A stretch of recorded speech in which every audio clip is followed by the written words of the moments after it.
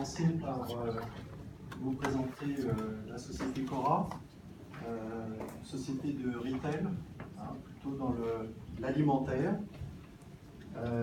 11 magasins sur le territoire roumain, un site internet. On a un volume assez important de factures à traiter par an, puisque ça représente 500 000 factures à traiter par an. Donc vous comprenez tout de suite l'intérêt d'avoir une solution automatisée. Plus de 1400 fournisseurs à gérer, donc ça vous donne une idée de la dimension de ce processus pour la société. Lorsque je suis arrivé en Roumanie en 2012, je ne connaissais pas encore DocProcess et toute son équipe. Je venais de Hongrie. Je travaillais déjà pour le groupe Cora. Et nous avions déjà mis en place un système de contrôle facture. Donc j'étais déjà persuadé de l'intérêt de la centralisation et de l'automatisation de ce processus pour n'importe quelle société. Que vous soyez une banque, une société de distribution commerciale ou autre, je pense qu'on a tous la volonté autour de la table d'optimiser ce flux. Ça veut dire quoi, optimiser ce flux? C'est-à-dire que pour moi, ce flux n'a aucune valeur ajoutée. Ce sont des volumes à traiter, ce sont beaucoup de personnel qui y travaillent, et finalement des risques d'erreur conséquents. Donc l'objectif, c'est de supprimer toute cette lourdeur administrative et de faire en sorte que le processus soit de qualité. Parce que là, on a parlé de coûts, Liviu parlait de coûts, mais mon objectif principal, c'est la qualité des factures. Tous autour de la table, je pense qu'on est convaincus par le fait que l'achat est le nerf de la guerre. Si on ne maîtrise pas nos achats, si on ne maîtrise pas notre prix d'achat, on ne va pas très loin. Même si on maîtrise en aval les prix de vente. Donc pour moi, il est clair de maîtriser ce flux de factures et de prix d'achat. Comme je vous disais auparavant, c'est une longue histoire avec DocProcess. On a commencé en 2007, où DocProcess nous a aidés en tant que consultants à imaginer un système de dématérialisation. Et ensuite, ils nous ont aidés dès 2009 à travailler sur la partie scanning. Alors que je vous explique ce qui s'est passé, la situation précédente. Lorsque je suis arrivé en 2012, nous avions un système semi-automatisé. Ça veut dire quoi? Toutes les factures arrivaient à une boîte post-office, donc que du papier. Donc moi j'ai horreur du papier, je ne sais pas si vous êtes dans mon cas, mais mon objectif, moi, c'est de supprimer le maximum de papier dans l'entreprise. On a même un projet chez Cora qui s'appelle Paperless, et donc on essaye de supprimer tout ce qui est papier. Donc toutes les factures, je vous rappelle, arrivaient à la post-office. Donc qu'est-ce que ça veut dire? Du temps. Un fournisseur, déjà, il n'envoie pas rapidement ses factures, pas tous. Il faut du temps pour que ça soit acheminé. Alors je ne vous dis pas après les problèmes qu'on peut rencontrer, les factures qui se perdent entre-temps. Et puis je ne vous dis pas après tout de suite la réaction du fournisseur, mais vous perdez nos factures. Donc voilà. Vous comprenez tous et toute cette situation. Après, ce que faisait DocProcess, c'était du scanning. Du scanning pour pouvoir permettre ce qu'on appelle l'OCA, le traitement automatique des champs d'une facture. Donc on était déjà dans une bonne situation, puisqu'on était dans un process semi-automatique. Et puis après, cette facture, lorsqu'elle a été validée par ce système d'OCA, arrivait chez nous dans SAP et commençait le travail de contrôle facture. C'est-à-dire quoi? Vous connaissez tous, contrôle prix, contrôle quantité. Donc, quand je suis arrivé en 2012, nous en étions là, à ce niveau-là. Et en fait, on s'aperçoit, et j'étais plutôt satisfait de ce niveau d'automatisation. Mais en fait, on peut toujours s'améliorer. Ça, c'est la beauté de la technologie aujourd'hui, c'est qu'on peut toujours faire beaucoup mieux. Et donc, quand Liviu m'a contacté, et en me disant pourquoi vous ne passeriez pas à l'électronique à 100%, je me suis dit, oh là, encore un informaticien qui vient me vendre des services, qui va me changer mon système informatique, qui va me demander des ressources internes importantes, parce qu'on en est tous là. À chaque fois qu'on commence un projet, on se dit, mais il va falloir un chef de projet, une équipe, un budget. Et je me suis dit, non, non, ça c'est pas pour moi. Et ça a mis du temps, hein, d'ailleurs, chez nous, à prendre la décision pour y aller. L'OCR, c'est bien, hein, au niveau du contrôle de la facture, mais ça représente 20 à 30% de l'automatisation d'une facture. Donc on est très loin du 100%. Je vous ai parlé des problèmes de qualité, je vous ai parlé aussi du temps nécessaire. Liviu le disait juste avant, entre l'arrivée d'une facture, le scanning, l'OCR et l'arrivée chez nous pour pouvoir traiter les écarts prix, les écarts quantité, ça pouvait dépasser un mois. Donc un temps relativement long. Donc,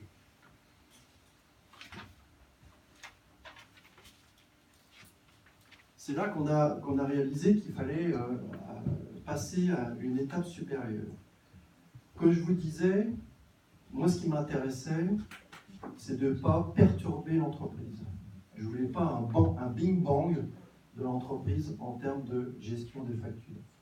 Je vous ai dit 500 000 factures par an, un volume conséquent. On a une équipe à Cluj, centralisée de 17 personnes, qui fait le contrôle facture.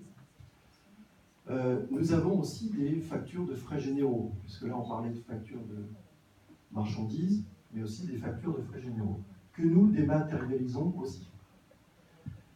Et donc on a décidé, en 2016, de commencer à travailler sur le DI. Moi, ce qui me gênait, c'était de passer à un projet informatique de grande envergure, avec des ressources internes bloquées pendant des mois sur ce projet. Ce que j'ai réalisé rapidement, c'est que j'avais besoin d'un chef de projet à l'interne uniquement. Une seule personne pour pouvoir gérer le dossier. Très peu de conséquences sur le système informatique. Quasiment nul.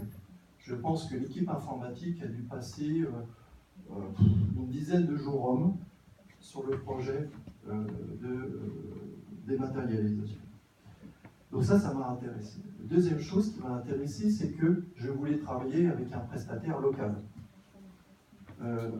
Lorsque nous avions ce système de post-office, scanning et OCR, nous travaillions avec une société polonaise qui était donc externalisée. Et donc là, j'ai voulu travailler avec une société locale. Facilité de la langue, connaissance du marché, c'était important pour moi. Mais aussi une expérience dans ce domaine-là. Et lorsque j'ai été contacté par Liviu, ils avaient déjà l'expérience d'avoir mis en place, enfin ils étaient en cours de finalisation du projet avec Carrefour. Donc ça, moi, ça m'a intéressé tout de suite, parce que je me suis dit, Carrefour, Cora, on se connaît bien, on doit avoir des fournisseurs communs, et donc, effectivement, nous avions 50% de fournisseurs communs, donc ce qui a aidé à prendre la décision aussi par rapport aux prestataires. Ce qui m'a plu aussi, c'est que Liviu, on parlait juste auparavant, c'est leur plateforme, Doc Exchange, qui nous a permis d'intégrer rapidement notre flux, sans trop le modifier. C'est-à-dire que nous avions des règles de gestion. Vous savez que sur une facture, il y a des champs obligatoires et des champs aussi à vérifier pour pouvoir la payer. Des règles spécifiques à Cora, et il a été relativement facile, grâce à cette plateforme de DocProcess, de répondre à nos besoins. Ça n'a pas demandé 3 mois d'études Je pense qu'en 15 jours, ils étaient prêts à pouvoir intégrer nos règles. Ça veut dire qu'ils sont assez flexibles, je pense, sur leur plateforme.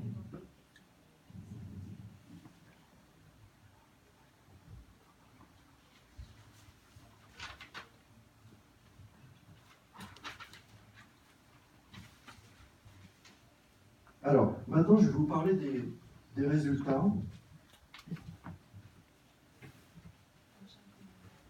Et de l'intérêt de passer à ce système de facture électronique. L'avantage, si vous voulez, c'est qu'il n'y a plus de papier. Vous l'avez bien compris, on supprime tout ce qui est papier. Alors pour moi, supprimer 500 000 factures papier, c'est intéressant. On n'a plus à les traiter, on ne les perd plus, et puis surtout, on ne les stocke plus. Parce que là, on va parler aussi d'archivage. On est tous confrontés aujourd'hui à de l'archivage électronique. Et c'est le futur, tout le monde va y aller. Donc là, plus de papier. Donc ça, c'est le premier intérêt. Deuxième chose, c'est que la facture, elle est complètement dématérialisée depuis le fournisseur. Voilà, donc et elle arrive automatiquement dans notre système sans intervention. Troisième élément, c'est que la facture, au départ de la facture, elle est bonne. Elle est vérifiée. Elle n'est pas vérifiée après. Alors évidemment, ça n'évite pas les problèmes de prix et de quantité, parce que la quantité, tout dépend de la livraison. Donc le bon de livraison peut être différent de la facture. Mais en tout cas, sur le contenu de la facture, les champs obligatoires, il n'y a plus d'erreur. Il y a 100% d'efficacité. Et après, je vais vous donner des chiffres sur la traduction de cette qualité dans notre service. Comment ça se traduit? Ça se traduit par le fait que, Liviu le mentionnait, une efficacité de l'équipe. Je vais vous donner quelques chiffres.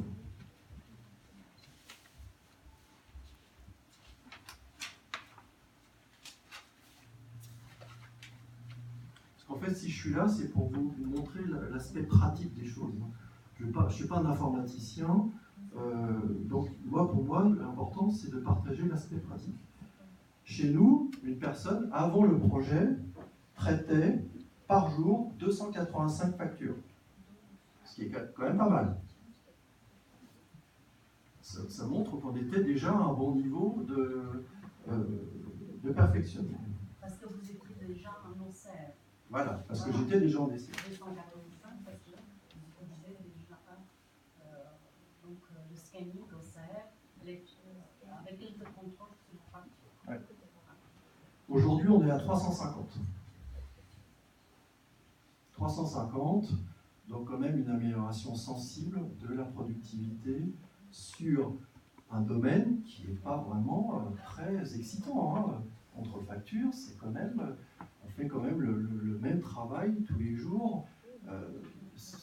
Voilà. Donc, le fait de l'automatiser et d'en régler le maximum, c'est quand même assez intéressant. Un élément pour les trésoriers et les directeurs financiers. Le traitement des avoirs, toujours compliqué. Les factures, ça va, mais à chaque fois qu'il y a des écarts prix, des écarts quantité, il faut demander des avoirs. Avant le projet, ça mettait une semaine pour obtenir les avoirs. Avec le projet, après le projet, c'est le jour d'après. Pourquoi? Parce que le fait que j'ai augmenté la productivité, ça m'a permis, sur ces 17 personnes, d'en rediriger un maximum vers la gestion des avoirs. Donc ces personnes vont contacter les fournisseurs, avec qui ces fournisseurs nous avons une meilleure relation, puisqu'il n'y a plus de problème de mais où est la facture, pourquoi je ne suis pas payé, tout est réglé. Donc il n'y a plus ce problème-là. Les problèmes principaux liés à la gestion d'une facture sont éliminés. Et on se concentre sur des données financières. Et vous savez tous comme moi que la gestion des avoirs, la récupération de ces avoirs est clé au niveau trésorerie, au niveau cash. Et ça m'a permis de gagner une semaine sur les avoirs. Donc pour moi, c'était super efficace. Ça a permis aussi à ces employés de se concentrer sur la relance, parce que ça ne résout pas tout, sur la relance des fournisseurs qui n'envoient pas leurs factures. Parce que, ok, le flux est automatisé, mais on a encore des fournisseurs qui n'envoient pas leurs factures. Et le pire, pour un trésorier, c'est de ne pas avoir de vision sur ses payables. J'ai un encours de 5 millions d'euros, voilà, mais je ne sais pas quand ça va passer en facture à payer. C'est terrible pour un trésorier, on n'arrive pas à optimiser la trésorerie. Avec ce système-là, j'ai quasiment plus d'encours. Toutes les factures arrivent en temps et en heure, et donc du coup, mon poste d'encours a fortement diminué, ce qui permet de mieux gérer ma trésorerie au jour le jour.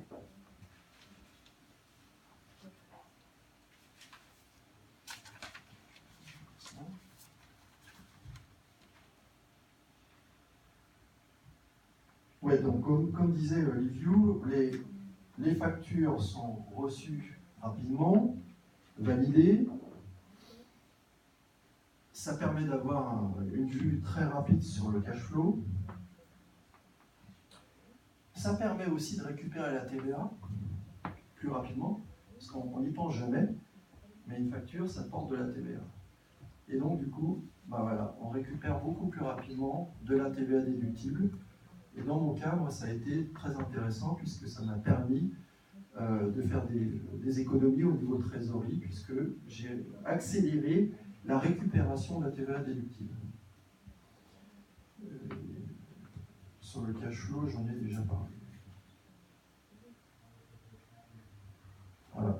Donc, quelques chiffres complémentaires. Un investissement relativement faible, 20 000 €, tout à fait acceptable. Et une économie aujourd'hui de 150 000 € par an. Tout compris.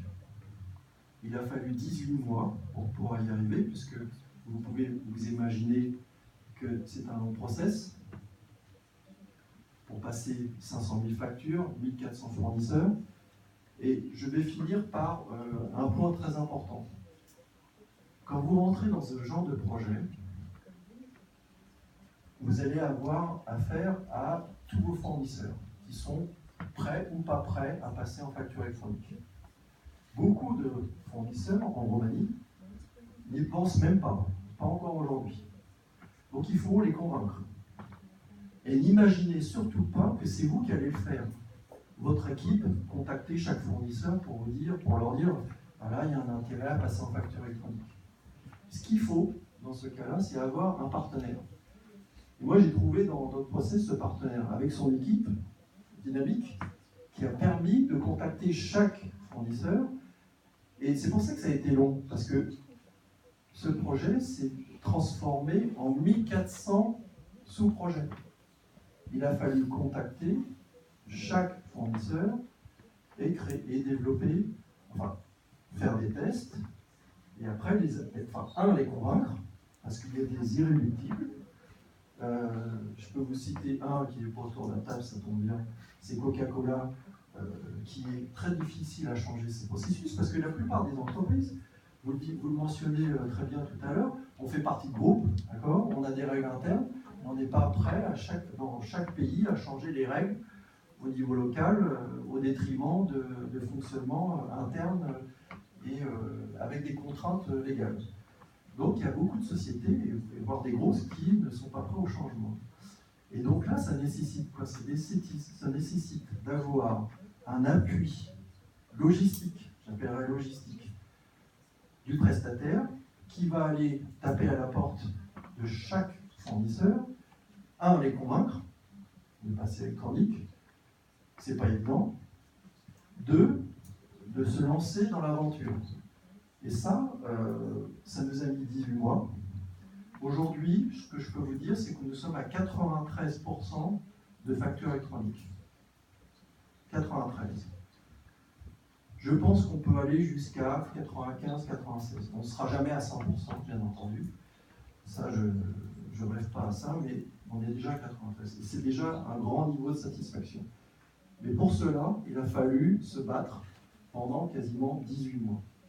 Et ça, il faut le faire avec votre partenaire. Vous ne pouvez pas le faire tout seul. ça demande une énergie de fou. Et moi, je n'aurais pas été capable de le faire. Finalement, moi, j'ai réussi ce projet-là avec un chef de projet qui est basé à Cluj. Alors, un bon chef de projet, hein, il faut quelqu'un qui ait de l'expérience. De mon côté. Le reste, en fait, a été sous-traité. Voilà. Donc ça, c'est la clé du succès. On peut parler de technologie, de plateforme, mais l'humain est avant tout clé dans cette démarche.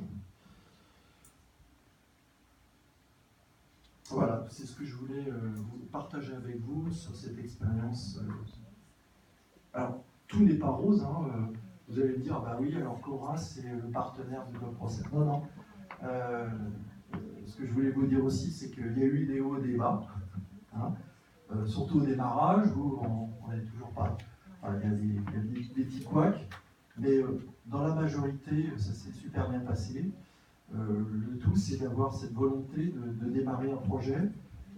Pour beaucoup de directeurs financiers, lorsqu'on aborde ce sujet-là, on se dit, bah voilà, c'est encore un projet informatique, et ça va nous dépasser. Bah non, en fait, la maîtrise, elle est complète dès le début. Voilà, je vous remercie.